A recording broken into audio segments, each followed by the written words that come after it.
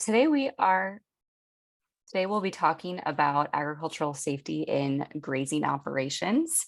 And I am Megan Schossow, and I'm joined by my colleague Colin Yoder. We'll do some more in-depth introductions in just a second. So a little bit about what we will be talking about today. So we'll do some introductions of who Colin and I both are, and then also who our organization is, which is the Upper Midwest Agricultural Safety and Health Center. We're going to talk a little bit about what we do know about grazing operation risks and what kind of incidents that we tend to see in these types of farms and ranches. And a lot of those fall in the category of tractor rollovers, ATV, UTV incidents, and animal interaction. We're going to go into a little bit more depth on 4 different topics. And so we're going to focus on the ATV, UTV of it all, animal handling and animal welfare, particularly with bulls and dehorning, personal protective equipment, and chemical safety, and then finish up with some environmental, so cold and heat stress. So we'll take a second to do some introductions of Colin and I first. My name is Megan Schossow. I'm the Outreach Director for the Upper Midwest Agricultural Safety and Health Center. I grew up on a livestock farm in southern Minnesota, was trained as an agronomist, and now I do health and safety for folks that work in agriculture. Colin, would you like to do intro?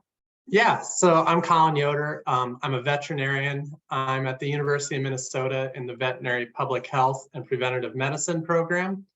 Prior to being here, I was a dairy practitioner for 10 years, and that was in Wisconsin and both Iowa, and the range of farms, anything from people with 2 cows all the way up to 5,000 in an operation. Fabulous. Okay, and so a little bit about the center that we are representing today, which is UMASH, the Upper Midwest Agricultural Safety and Health Center. We are one of 12 centers across the country that are funded by EDC or NIOSH, the National Institute of Occupational Safety and Health. And ultimately, we're funded to improve the health and safety of folks that work in agriculture. So that typically involves everything from researching to better understand what kind of risks and exposures people have while working in agriculture, to doing outreach, education, interventions with folks that are out there actually doing the work. So events like this. And so we wanted to start by talking a little bit about what do we know about grazing operations. And I will start by saying we can think about a lot of the generalized agriculture and farm statistics as being very similar to a grazing operation. But when we really look at what's happening around livestock, in pastures, in grazing operations, we do tend to see some differences. So Ag Injury News is a free database that exists. What it does is it aggregates newspaper clippings, and it's searchable by state, by incident type, whatever you may want that to be. And so I pulled a number of these clippings, and these come from search terms like grazing and pasture, and a few trends immediately emerge. First, we see a lot of animal interaction injuries. Not surprising, in dairy grazing, you have livestock. We see in particular a lot of incidents involving bulls. So you can see up here, and then further down, we see a bull, and we also see interactions between livestock and ATVs, UTVs cause incidents. And overwhelmingly, we tend to see that ATV, UTV incidents are incredibly prevalent in livestock and grazing operations. It's not terribly surprising, as we know that the terrain is everything from rocky, hilly, there may be ruts, streams, all kinds of unexpected terrain. And the other piece I wanted to point out about these clippings is they are from all across the country. They're involving folks of all age groups, and they have these patterns that are also emerging. So this kind of helps to set the stage for the topics that Colin and I are going to talk about and hone in a bit more on. And fortunately, even though we see these kinds of incidents, which are all horrible stories with real people behind them, we also know that with all of these topics, these incidents are preventable, and there's plenty that we can do to keep these kinds of headlines from showing up in the newspaper and to keep your operation, your family, whoever it may be, safe. And so I've mentioned the ATV and UTV of it all, and so that's where I am going to start in today. So ATVs and UTVs, also known the acronyms for all-terrain vehicles and utility terrain vehicles, these have incredible use on the farm, and they're also great for leisure and for just enjoying the space that you likely have as a farmer or rancher. And we also have seen that they are really increasing in numbers. During the COVID-19 pandemic, for example, most of the places that would sell these machines were nearly sold out. So we know that they're even more common than they were prior to the pandemic, especially with children. And while they're not only increasing in numbers, they're oftentimes increasing in size. And I'll talk about why that's a consideration. But as we've seen, they're a big source of injury and fatality on the farm across the age range. We're seeing a lot of incidents with youth, but also middle-aged adults and older adults as well.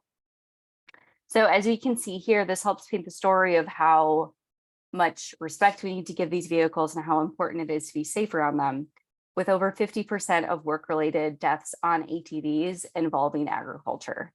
A lot of reasons behind that. Many of them we've already talked about. So they're oftentimes being used with things like tanks on the back or in terrain that folks may not be always paying attention because they're working or the terrain is rugged. So most of the deaths that occur from ATVs result from rolling and some kind of crushing injury. And many of them the injuries become worse as the weight of the machine increases. So that's why the increasing weight of machines over time really matters to think about. And we'll talk a little bit about crutch protection devices in a minute. So what is it that we can do with these machines and around these machines to keep the folks that are operating them healthy and safe and enjoying them for what they are? First and foremost, I always start with PPE, so personal protective equipment. With ATVs and UTVs, helmet is the first piece that I talk about and arguably the most important. Helmets also, the fit is really important. So they need to be snug. They need to be clipped in so that they don't fly off if something happens. Something else that we try to emphasize is that children need helmets that are sized for their head. And also, if a helmet has been involved in any sort of incident, it is necessary to then replace that, because the wear and tear of, a helmet hitting the ground or whatever it may be, it's done its job, but it also means it will need to be replaced. Other PPE that's really critical for these kinds of machines are things like long pants, sleeves, gloves, durable shoes. If someone is ejected from a vehicle or rolls, it's much like a motorcycle, you want to have that skin really covered by a good type of fabric or material. Something else that's increasingly important is reflective clothing. Laws for operation on roads varies by state, but oftentimes we see that with farms and ranches, you're commuting from one field to a farm or whatever it may be, and it is really important to be seen. And so reflective clothing is a great way to do that. Reflective clothing is also really helpful on the farm if you're in a yard that's just busy. There are like $5 on the internet. It's a really nice addition. Something else that I talk about a lot is how important sizing for the operator is. And so with youth, that oftentimes means that they should be operating that is smaller in size. And the thing that I like to talk about a lot is that youth-sized UTVs and ATVs hold their value really well. And so that's really nice for parents to know that, you know, kids grow like weeds, and it can seem like a barrier to buy something that's youth-sized, but those tend to really hold that value and be good investments. I'm going to talk more in detail about crush protection devices in the next slide. It's much like a roll bar for a tractor. Oftentimes goes without saying, but I say it anyway, single passenger riding on single passenger vehicles. They're designed for that one person, and that is going to keep folks the most safe. UTVs oftentimes have 2 seat belts, so it's designed for 2 people, even 4 or 5. And then finally, I really recommend, especially for youth or young adults, hands-on training. I physically am in Minnesota, but we have training through organizations like 4-H Extension and our state DNR. And folks can typically find that at the URL on this screen as well. And this organization does all kinds of training, and it's fabulous. So the crush prevention device, oftentimes called a quad bar. So this is a short clip, and it's just going to show kind of exactly how these operate. So no crush protection device. You see that what would be a crushing injury. Here we have a quad bar or a crush prevention device. And you see that what those are really meant to do is keep the machine off of the person who was operating it and who would have been otherwise crushed. Same for a side type of roll. Also a great idea for tractors, especially we know a lot of grazing land tends to be hilly land. Rollover protection structures for tractors are 99% effective at preventing death when used with a seatbelt. So when they're used properly, I linked the funding program. There is a cost share that will help folks with those retrofit tractors that were not originally designed with a roll bar. Okay, and then a little bit about handling. So a number of these photos are taken from an ATV tilt table. So the rider is not in full PPE, but it helps demonstrate how handling is really an active sport. So being engaged in the handling of that machine. Going down a hill, we typically like to see people shift their weight back. This is why size is so important. You should be able to lift your body and shift back and keep your feet flat on that footstool surface. We see on this machine also the crush protection device. Similar story for when we're doing things like going around turns, shifting the weight. So you're leaning into that turn. Same thing for going up hills. This is all to demonstrate that operating these kinds of machines is an active experience. It demonstrates why size is so important and why things like training in person can be really helpful, because you can learn these types of handling experiences. And something else that I really want to make sure to hit on is the importance of the difference that handling can be when you're operating a machine with a tank on it. We're seeing more and more machines with with tanks on the back for spraying, watering, whatever it may be. And what's important to know is that these tanks are going to change the center of gravity. And that's typically going to make that machine much more likely, much more susceptible to rolls. So they're top heavy and more susceptible to those rollovers.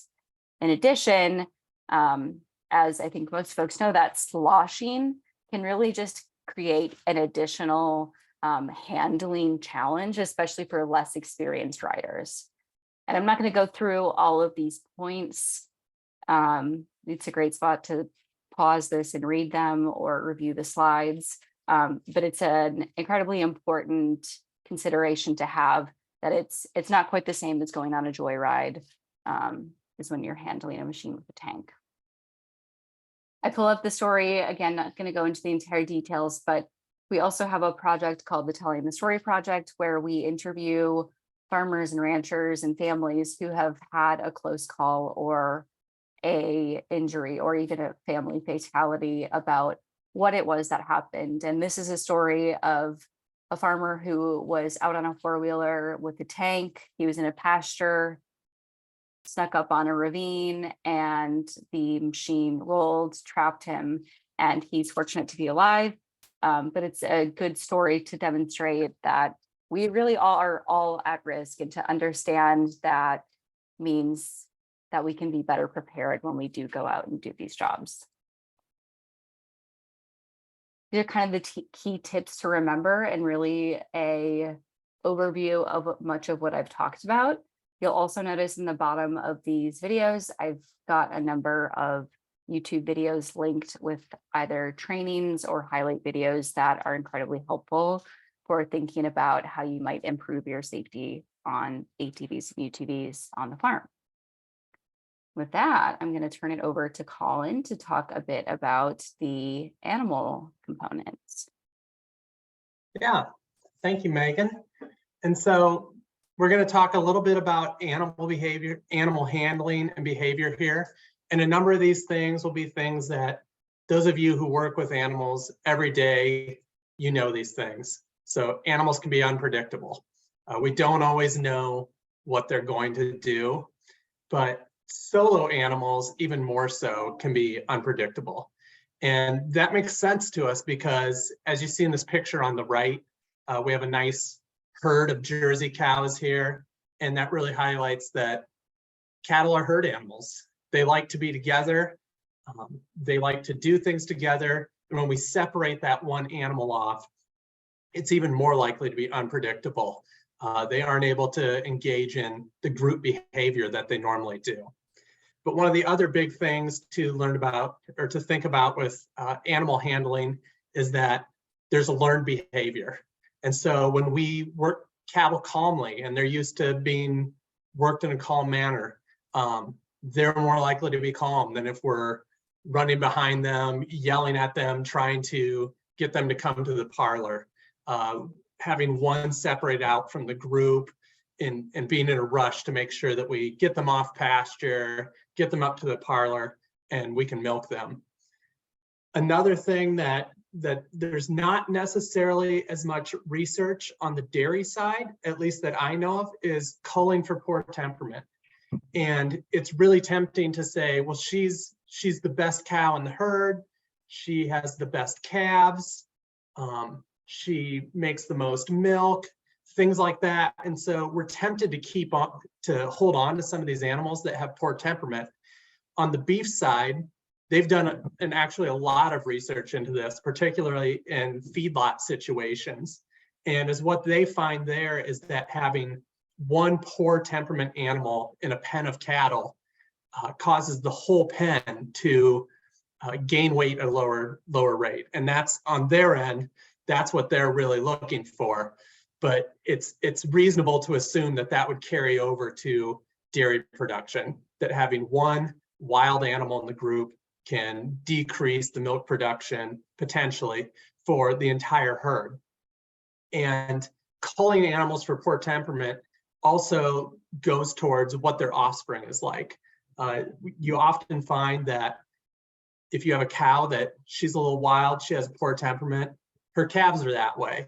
And in general, it's just going to make the entire herd and the experience of handling them that much easier if we get rid of those animals that do have a poor temperament. As far as animal handling and behavior, there's a wonderful page from Temple Grandin. Many of us know her as being an expert in animal behavior. It's called Low Stress Handling to Lead Cattle to New Pastures in Intensive Rotational Grazing Systems. It's a very short read. I would encourage you to look at it.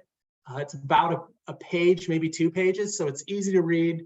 And she's got a lot of really simple tips in there that you can use for moving cattle on pastures. You can go to the next one, Megan. Okay, so when we look at animal handling, when we look at the animal handling and the human element, there's generally a few different elements that we think of, and the human element is the one that we can really control. Like I mentioned, calmly working cattle, having a low stress environment. And while you as the owner very well might know this, you might be really familiar with things like the flight zone that's shown on the upper right, or you may even intuitively know some of these things just from working cattle, and likely many of you for your whole life. Do your employees know this? Do the people who work for you do this? And are you keeping them up on this training annually? It's oftentimes hard to know exactly what an employee is doing all the time.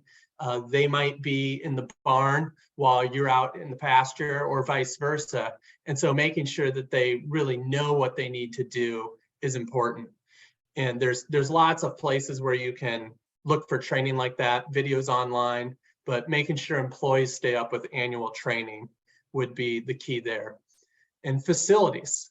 Facilities is another major part of animal handling. It increases safety for both you and for the animals being worked, and having strong, well-designed pens, chutes, gates, fences that are in good working order is really important for animal safety and for your safety. You see these couple of pictures on the right of two chutes, and you've got one on the bottom that's a shiny new chute. And certainly I don't expect everybody to have the newest and best chute out there, but you see the picture in the middle of an older chute. It's rusted, it's hard to see here, but the ropes are frayed on it. It's questionable whether that headlock maybe works or works the way you think it should. And something like this puts us all in danger a little bit, that you kind of don't know exactly what the chute's going to do. And while you might know all the intricacies of it, you might know all its little quirks, the people who work with you, such as a new employee, maybe the veterinarian who's coming out, whoever it might be, they might not know that. And so while you personally feel safe with that piece of equipment, it could very well be putting others who work with you on an occasional basis who don't know it as well in a bad situation. When we have indoor facilities, when you've got pens that I'm sure many of you, while cattle are out to pasture a lot, they may come in for certain things. Maybe you have a spot where you give them shots and vaccinations if you need to. Maybe you've got some pens where they have access to in the winter just so they can get out of the cold. And having something like a man pass there, an easy way for you to escape and get out without having to climb a gate, jump under a stall, whatever it may be, provides safety for you and makes sure that animals can't injure you where you get backed into a corner. Well-lit facilities is also important. It helps you to see where you're going, but cattle also are more likely to go into a place where they can see what they're looking for. That cattle's sense of vision isn't quite the same as ours, and they can be hesitant to go into a place where they're not sure what's in there. So giving them that opportunity to be comfortable when they're going places helps keep them calm, but it also helps keep them moving in the direction that we want them to versus unexpectedly turning on us. Another thing that's both great for you and for cattle, good traction. And to do that, it might not always be easy. When you're on pasture, there's areas that get muddy. There's areas that are just hard to keep with good traction, but where you can, you might have to bring in gravel, sand. If it's in a barn facility, on the way into the pasture, for example, you may need to roughen concrete, and that's going to make it better for both you and the animals. And all of this might mean that you need more than one facility to do things. It's really tempting to have the one chute, for example, that we do everything in. We trim feed in it, we do the preg checks there, we vaccinate animals as we need to, we treat animals if we need to, and that one chute might not be ideal for everything. And the same goes for pens and gates and fencing and all those sorts of things. If you have a situation that doesn't accommodate everything, you might have to think about more. Next, Megan. And bull safety. We all know this, that no bull is totally safe. And when you look at Bureau of Labor statistics, bulls account for 48% of the cattle-related injuries, but they're only 2% of the nation's cattle. So they far outweigh the number of injuries for what they should. So if you can, removing bulls from your farm is probably the best, but certainly remove any that are aggressive. Many of us, it's difficult to have a situation to maybe AI the animals or watch them for heat or things of that nature, but there's ways around that, and facilities like we mentioned on the previous slide is one of them. If you do have bulls, it's best to keep them in groups with other animals. They're going to be less unpredictable that way. And one of the things that you can help with keeping their behavior in check is raising them in groups. You want to start that when they're 6 to 8 weeks old, and that way they get used to being around other cattle. But also with baby bull calves, it's really tempting to pet baby calves or let other people in the family do it, maybe your children, pet them on the head. And that teaches them that using their head against you is something that's okay. If you do have a situation where you have bulls on the farm, they're often going to stand sideways to you before they attack. That helps them to look bigger to you, let them show you how big and dangerous they are. And so when you see a situation like that, you know that you probably need to get away. And this last line about having facilities which contain the bull, that's obviously important. You want strong gates, you want good facilities again, but you also need things like man passes that allow you to escape a bad situation. Megan? So dehorning, this was something that we were asked to discuss, and why would people want to dehorn? The bottom of the screen here is the statement from the AVMA, which is the Veterinary Medical Association. And they have a whole section on their website about dehorning, but there's also a number of extension groups that have things about it. But the big things to take from this is that cattle are easier to handle and they're less dangerous for handlers. They also take less space at a bunk. So if you are using a bunk at all, which given that most of your animals are on pasture, they do need less space at the bunk. You may be doing some supplemental feeding in a barn facility during the winter.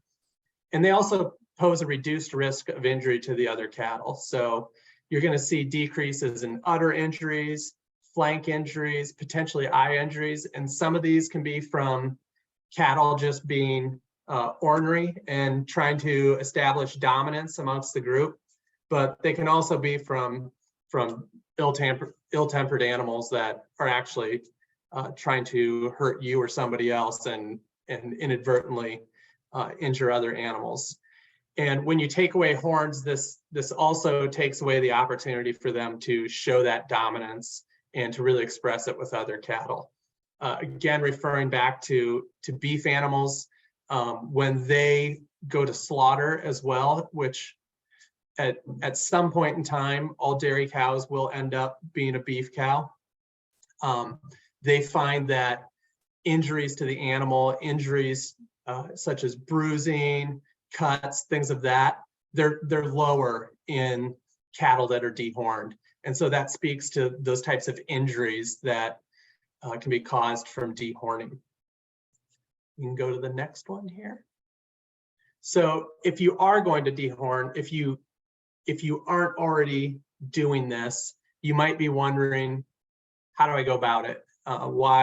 Why should I be doing it? Well, we covered why you should be doing it, but what exactly do I need to do?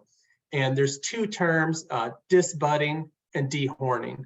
And it seems like they're not really different, but the difference is disbudding is when they're younger than 8 weeks. And ideally we would do this somewhere at 4 to 6 weeks. That's going to be one of the earlier times where you can feel by hand rubbing on their poll, you can actually feel where the horns are. If if you want to do it at less than 4 to 6 weeks, you can use paste, and paste works really well. There are some concerns about paste that it is burning the area, and if you have calves that are in a group with other calves, that paste can rub off on others.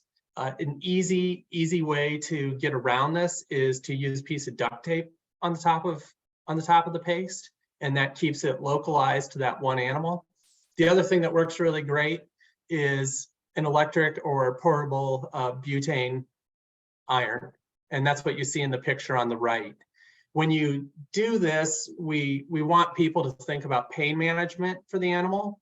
So a local lidocaine block, and if you're in an organic situation, you can't use all the drugs that you would in a conventional system, but you are allowed to use aspirin and flunixin, Banamine.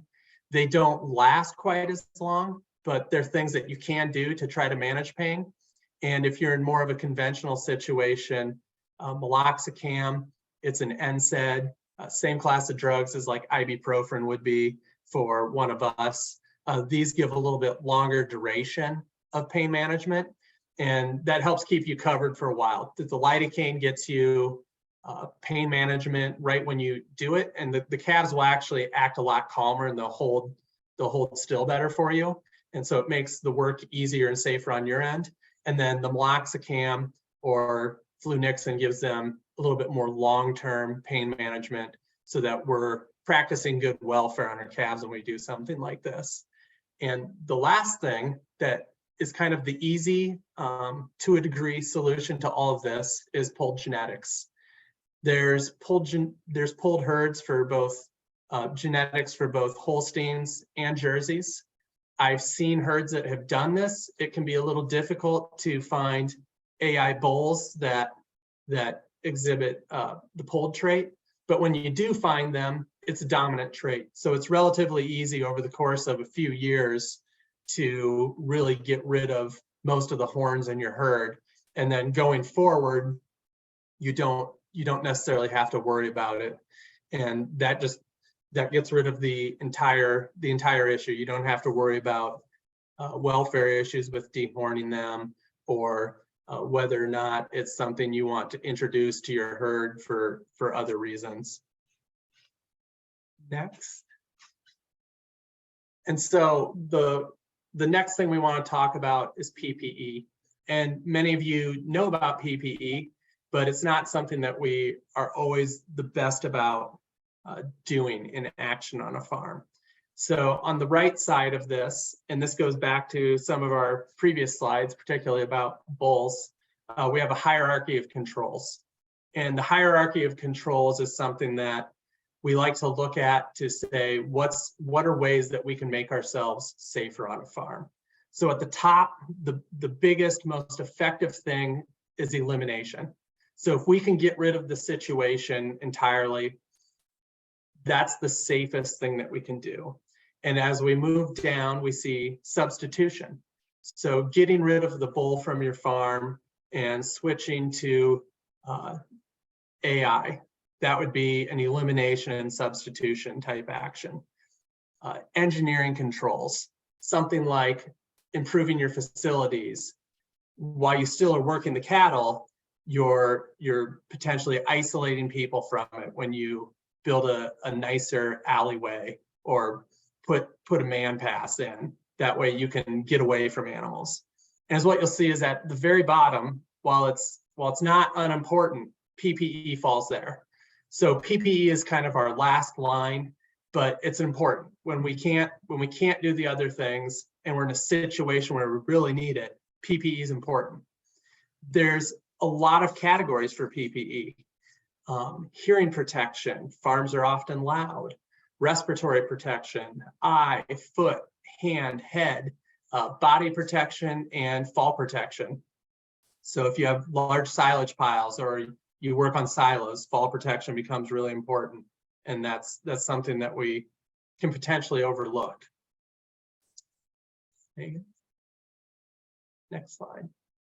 So instead of going through each type in each piece of PPE that you might use, it's important to understand what type of PPE you need to use, what types of situations require different things. So when you're working with cattle in general, and you're out in the yard doing things like that, gloves, some coveralls, boots, things of that nature are relatively easy to know that we need.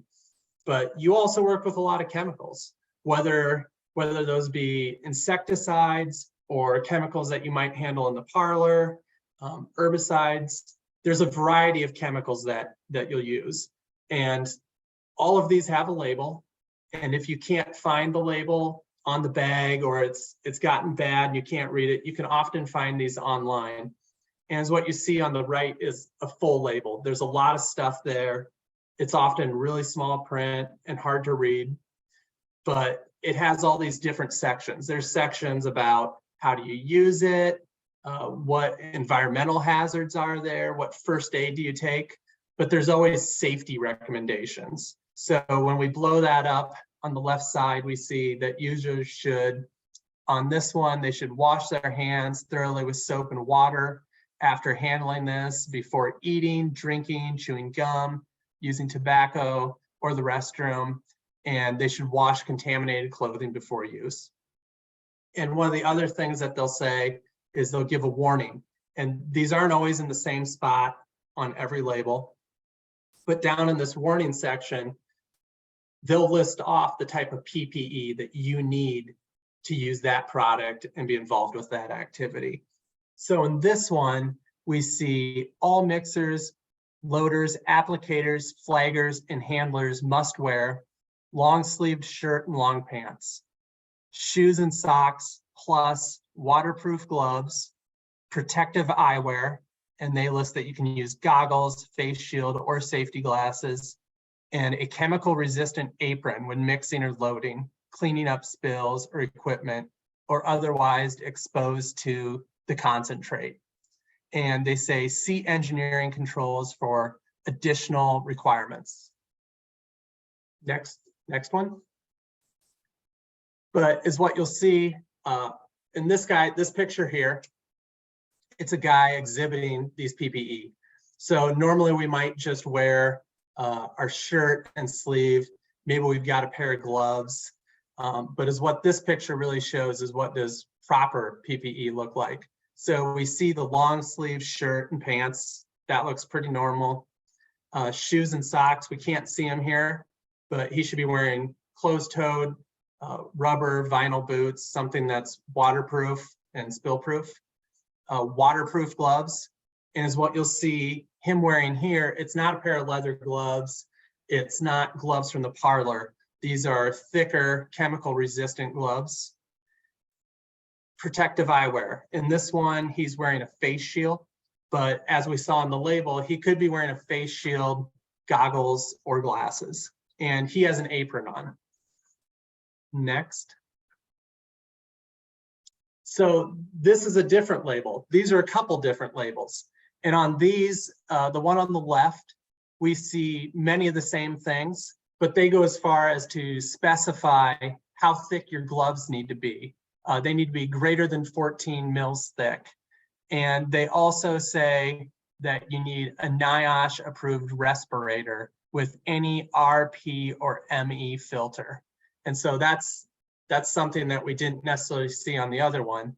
But when we look at the one on the right, all they say you need is long sleeve shirt and long pants, shoes plus socks. So that's really simple and easy for us to do. And the point is just to demonstrate how different these things can be. Next. Oh, there we are. Back to you, Megan. Fabulous. Thank you, Colin. When we were planning this webinar, we were asked to talk about heat stress, but it's January, so we threw in cold for free. And that's where we're going to start. So it's not uncommon in agriculture to have long exposures to cold. And this slide highlights a number of the main kind of outcomes that one can have in different kinds of cold exposures. Some we're more familiar with than others. So right off the bat, hypothermia. We've all heard of it since we were kids. And this slide does a nice job of listing out what that can actually look like, because a really important part of both cold and heat stress and safety is recognizing what those early signs of sickness look like. And so we can see cold temperatures are really going to contribute to these two sicknesses or outcomes. So hypothermia and then chilblains, which is a skin condition. And then especially in the Midwest, but kind of all over, high winds are not uncommon and are a really big contributing factor to extreme cold in the winter. So that's where we really start to think about frostbite, which is the literal freezing of skin and tissues. And there are bigger implications than just damaged skin. It can lead to, as we see, things like amputation or even nerve damage. And then in agriculture, we're oftentimes going to be dealing with moisture and wet conditions, in addition to the extreme cold or heat. In the cold, that's particularly important because moisture is going to get you really cold and much faster, and really lead to increased severity with that cold stress. So we talk about things like trench foot, which kind of is what it sounds like. It was named after soldiers' feet who were literally going through cold, wet trenches, and the outcomes that happen from that. So damage of the tissue in feet. So we talk a lot about how important it is to dress for the cold. And I have a couple of slides around what that can look like, because it's a bit more technical than I grew up knowing, for example, and I grew up on a farm. There is a method that can make working in the cold both less uncomfortable while also not, limiting your mobility, so that you can do that work. Okay, so how do we prevent some of these cold stress issues? The biggest help in the cold is going to be wearing the appropriate clothing. So when it's really cold, so I tend to think about like single digits and below zero, all skin really needs to be covered, which can, be kind of a whole process, but we'll talk about it. Footwear, as I've talked about, is really important. I'm going to talk a little bit about what that looks like, but typically wool socks, and wool is not as uncomfortable, I think, as it used to be. And then having shoes that aren't too tight. We're typically kind of, steel toe shoes in the winter. They can be fine. But also if it's something you're worried about, it's a good time of year to do just a classic sturdy boot. Dressing in layers. And then, like I said before, really avoiding getting anything wet. And if it does, taking it off and replacing it immediately. So what does actually that dressing look like? A lot of words on this slide. Again, good one to take a picture of or come back to. There are tons of resources on this. But we typically talk about this in layers. There are a lot of graphics too, like this one in the upper right, that talk about the chilly cold or extreme cold, because how much you need changes as you progress. But I'll sort of talk through these 7 steps. So the base layer, this is the thing that's going to be on your skin. Something like a synthetic wool, synthetic material, or a wool. Not endorsement, but brands like Smart Wool are ones that we think of a lot. What we need those to be doing is moisture wicking or sweat wicking. We need to get the moisture off of your surface of your skin. Next layer is one that you want to be insulating and warm. So thin wool sweater, light fleece jacket, shirt, little flannel shirts and farming, things like that. From there, that's when we're doing things like in an extreme cold, a third layer would be a heavier sweater, fleece, whatever you may be. Last layer, you're wanting this last layer to keep out the wind and the wet. So oftentimes we just think about having one really heavy coat, not necessarily the case. That outer layer you want to have be blocking out those elements of wind and water. From there, you're going to be covering the other parts of your body, your extremities and your head. So something that really fully covers your ears and your head. But things like gaiters are really helpful. Again, the Smartwool brand carries gaiters, so it's one that's going to wick off of your surface while also keeping you warm. You also see the ones like people wear skiing and snowmobiling. If it's really cold, they can be helpful. They can come all the way up to your eyes and keep that skin protected as well, because your face skin is still susceptible to things like frostbite and contribute to other of the cold outcomes. And then when it comes to hands, there's oftentimes this battle between warmth and function. And we typically think of mittens being warmer, but like we say on the slide, not always practical for the work that you need to be doing. So there are strategies like wearing a synthetic glove inside of a mitten. There are also a lot of gloves these days that are made for working in the outside and in the cold. So putting some thought behind it is helpful. I know at the farm for us, we tend to just have a bunch of stuff just laying around, and that's what we use. And that's fine most of the time. But when the weather gets extreme, it's when you really need to put a bit of thought behind it and planning. And then again, those feet, the kind of material that's going to keep them dry, and then a pair of shoes where you have enough room to wiggle a bit, but it's still insulated and warm and protective. You know, still want it to be protected if you get stepped on by a cow. And then beyond dressing, you know, it's kind of the usual things that are going to protect your health and keep you functioning and working. The key to cold, and I'll mention some warm as well, is the breaks are going to be really important. That's going to help your body stabilize and keep you away from those extremes that result in some kind of sickness.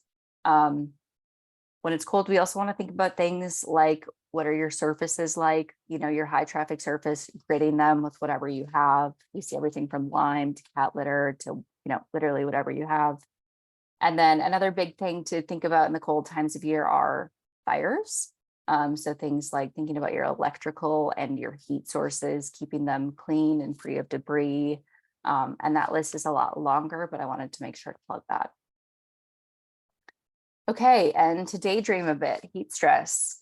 So not so different than cold, realistically. So a lot of the tips are going to be around really thinking about how you reduce the amount of time you're going to be exposed to that environment. So we see things in all kinds of industries around shifting the time when you're doing really labor intense work into the less hot time of the day, which is typically going to be the morning. It stays really warm really late in the day when it's hot.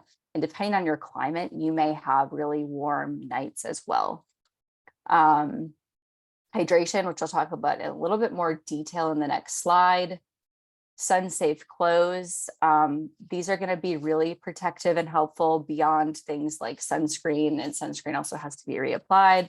So typically when I think about sun safety, it is a set of things you're going to be doing, not just a single thing. And the heat index is a big one. We hear about the heat index a lot. We don't always think a lot about what it means, but it's based on temperature and humidity. And so that's really supposed to help you understand what it actually feels like out there. But the thing to think about with heat index values is they're created for a shady environment. So if you're in the sun, it could still be, you know, say the heat index is, they say it's 85.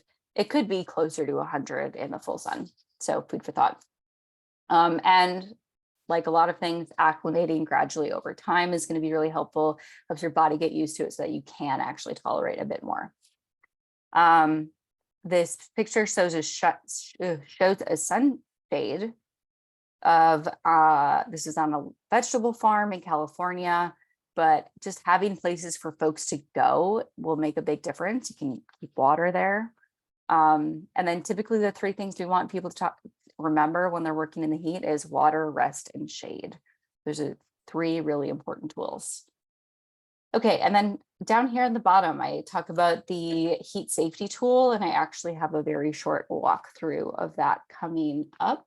But first, sun protection. So I already talked a bit about this. It's not just about sunscreen. It's not just about a sun shirt. It's about, having kind of a full strategy of a brimmed hat, taking breaks, staying hydrated. We typically prefer to see people using a mineral broad spectrum liquid sunscreen, but put on what you can tolerate and what you like. And then this actually comes out of the military, and it's a bit more technical than I'm going to go into. These numbers, for example, are work to rest. So 50 work minutes to 10 rest minutes is what's recommended for moderate work at these temperatures. But having something like this on hand, it can be really helpful to actually conceptualize how much fluid intake someone needs to be doing, because otherwise it's just incredibly abstract and hard to know. But in general, when it's really hot and you're working hard, more than you think. Okay, and then I am going to close in the heat stress and our presentation. So this is that NIOSH OSHA app. Even though it has OSHA in the name, it has nothing to do with being regulated. It's just a free app. So when I was putting this together, the only place I could find that was warm enough to do much with was Miami, Florida. That's January. But so on the day that I did this, it was 83 degrees at 1 p.m. And we can see that it tracks through what it will look like throughout the day. It'll throw a warning once it gets warm, and then tell you recommendations, planning, what to do, work and rest, training. And you can also see this all in Spanish, which can be really nice. As you see at the bottom, there are other tools within this app around symptoms. So some of those symptoms of heat illness, which I didn't talk about in detail, what kind of first aid, and a ton of other resources. So there are a lot of tools like this out there. Colin and I really just scratched the surface today, but it's one that can be really helpful to have. Okay, and with that, we have some time for any questions if there are some, but otherwise we are on all of the platforms, and we have a website as well as an email list we send out to regularly. So that can help you just regularly get resources and keep safety on your mind. And we appreciate you engaging with us today.